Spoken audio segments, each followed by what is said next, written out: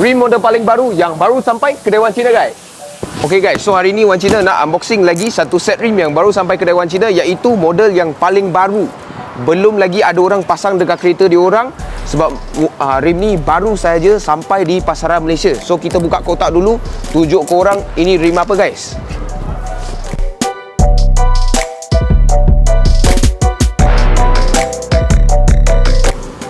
Okay guys, inilah rupa rimnya. Rim Toyota Alphard model yang terbaru di pasaran Malaysia, guys. Okay, kita pun tahu Toyota Alphard yang terbaru ini di pasaran Malaysia dijual untuk kereta baru saja di Toyota Center. Okay, dia tak ada recall lagi. So kita tak dapat nak jumpa rim original second hand untuk rim model ini. Sekarang rim baru yang keluar dulu untuk kereta Toyota Alphard atau Velfire yang lama. Kenapa kita cakap macam tu?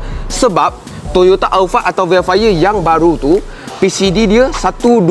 Rim dia tak boleh pasang dekat kereta Alphard yang lama sebelum tu. Okay, so kita boleh nampak dua rim ini, PCD dia 5x114. Okay, sesuai untuk kereta Alphard ataupun Toyota Voxy ke mana-mana kereta Toyota yang rasa rim ini sangat cantik. Sebab Wan Cina personally sangat-sangat suka rim ini.